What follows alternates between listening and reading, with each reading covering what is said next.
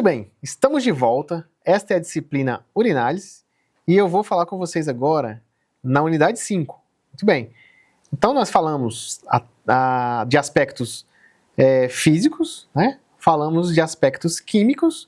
Vamos adentrar agora nos aspectos chamados sedimentoscopia. Esses são os aspectos de análise de sedimentos, ou seja, análise microscópica.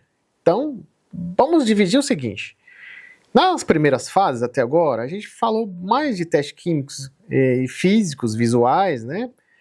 Digamos que eles fossem os testes macroscópicos, ou seja, visualmente eu estou enxergando. Agora, se eu falar de sedimentos, aí eu vou precisar de um microscópio para conseguir analisar esses tipos de sedimentos. O que é o sedimento, professor?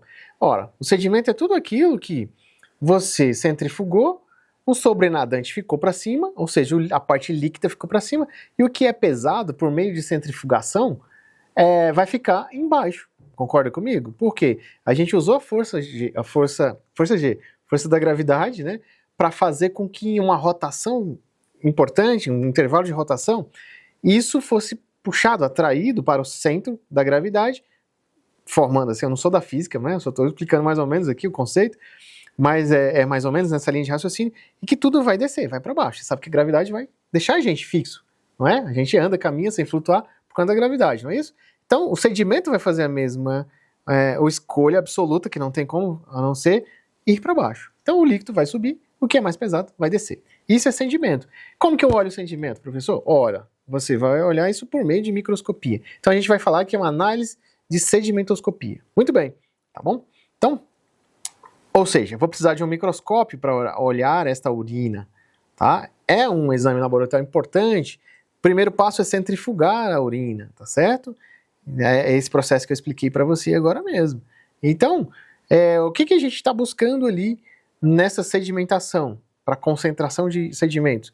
Né? Então, vamos buscar ali hemácias, leucócitos, cristais, bactérias, cilindros, células epiteliais, é isso que a gente está olhando ali, né? Então, os exames de urina completos, a gente vai chamar de EAS, né? Tá bom? Então, que vai envolver, inclusive, todos esses aspectos aí, ou seja, os elementos anormais de sedimentoscopia, vai ser o EAS. Tudo que for anormal, eu vou conseguir observar em microscopia, e eu vou direcionar isso quando eu estiver fazendo análise, né? É uma ferramenta de diagnóstico importante, ok? Vai indicar muitas coisas, informações cruciais para nós, né? Não apenas sobre as funções renais, né? Ou condições de trato urinário, mas também sobre o estado metabólico sistêmico, né? Refletindo ali o funcionamento do fígado, por exemplo, do pâncreas.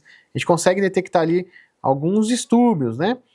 Lembrando, novamente, o exame de urina isolado ou o EAS isolado não reflete o diagnóstico final do paciente, embora ele vai traduzir muita coisa para o nosso médico assistente, ok? E o exame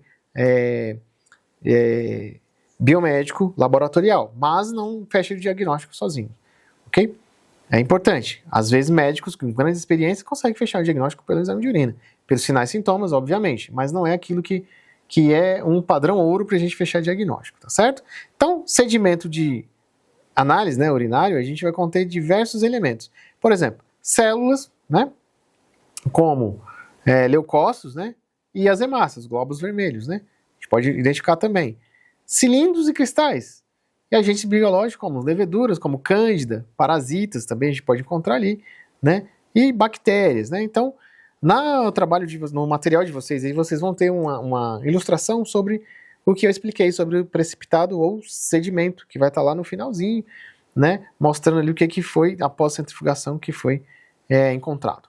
Muito bem. Quais aplicações clínicas e diagnóstica para a gente usar esse método aqui de sedimentoscopia? Primeiro, infecções do trato urinário, ou as ITUs, né, ITU, né, infecções do trato urinário, que a gente vai conseguir identificar ali a quantidade de leucócitos e vamos ver também bactérias ali, aos montes, as colônias em geral, né, lembrando que precisamos de uma fase pré-analítica importante e uma fase analítica importante também, para que não haja contaminações e tragam viés de interpretação.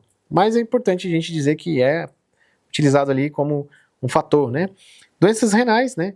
se a gente consegue ver cilindros hemáticos, cilindros leucocitários granulares, né? A gente pode ver que vai indicar algum tipo de lesão renal, distúrbios metabólicos, né? Como cálculos ou litíases, né?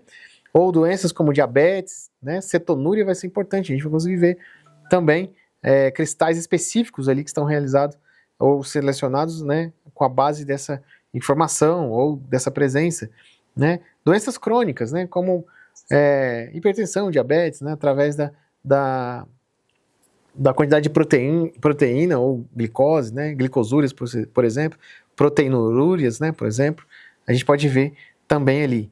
Então, o procedimento ali de EAS, né? Vai ser um procedimento que tem norma técnica para ele, tá? Então, a Sociedade Brasileira de Patologia Clínica e Medicina Laboratorial, né?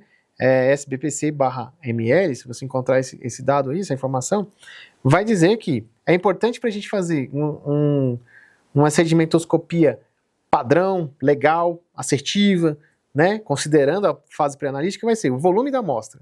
Então, a gente precisa de 10 a 15 ml de urina fresca, certo? Para fazer ali uma análise padronizada, né? Pela Sociedade de Medicina Laboratorial. Condições de centrifugação, né? A amostra deve ser centrifugada a velocidade entre 1.500 a 2.000 RPM por minuto, né? RPM é a rotação por minuto. Então, é entre 1.500 a 2.000 RPM, ok?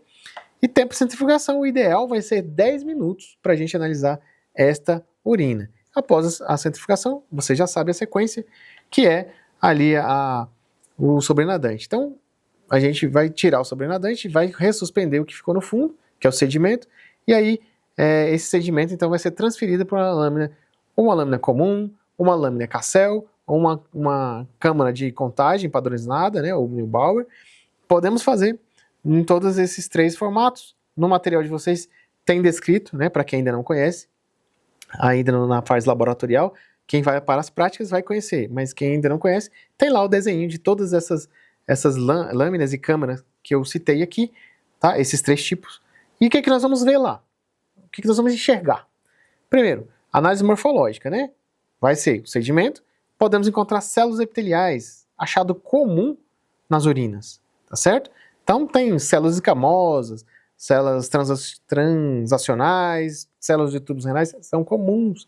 A maioria das vezes não tem problema nenhum com o paciente, tá certo?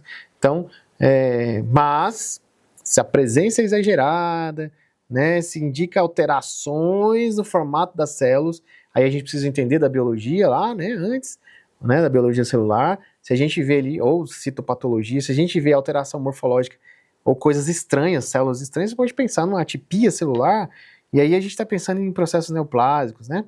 Então, aí são condições mais específicas, né? Não é tão comum, mas é importante. Hemácias, pode achar? Pode achar, mas uma presença aumentada de hemácias pode chamar de hematúria, ou seja, sangue na urina. Então, a gente precisa pensar, né? Então, é útil a gente analisar também a presença de hemácias. Inclusive, no material de vocês, nós colocamos aí imagens, né? Imagens ali de hemácias, imagens de leucócitos, por exemplo, glóbulos brancos também é possível indicar ali, né? Por exemplo, lesões inflamatórias, a gente pode ter, ou infecciosas, ou traumáticas, a gente vai ter um processo de sistêmico, né? Em que lá em qualquer nível do trato urinário a gente vai encontrar leucócitos, ok? Então tem uma imagenzinha também para você ver ali o leucócito, né, entender? E a presença de bactérias, se não for uma contaminação da urina, pode ser uma cistite, pielonefrite, uretrite, ou seja, infecções do trato urinário, pode apresentar sim.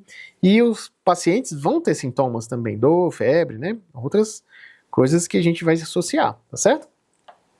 Né? A causa mais comum de ITU, ou infecção do trato urinário, é a contaminação por uma bactéria chamada Escherichia coli. Ou seja, a bactéria E. coli aqui, ela causa bastante infecção urinária, problemática, principalmente em mulheres, né? E aí vão estar bem aumentado o número ali de leucócitos e presença de bactérias ali, né? Fungos também, um fungo frequentemente visto em urinas, né? Encontrado é o fungo da Cândida, né? Tem imagem também sobre a Cândida albicans, né? Por exemplo, é uma que pode estar presente ali na urina, tá certo? Muito bem. Então, você pode olhar o material, olhar ali direitinho, ver as imagens, pesquisar. Eu sugiro para vocês também o Atlas de Urinálise, né? Atlas de exame de urina, para você conseguir correlacionar isso que eu estou falando aqui para você, ir um pouco além, né, da disciplina aqui e estudar um pouco mais, que é um assunto extremamente importante e é um exame fundamental, que é a análise de sedimentos. Eu ainda vou continuar falando sobre isso na parte final, que é a unidade 6. Então, nós nos vemos na unidade 6 e até lá.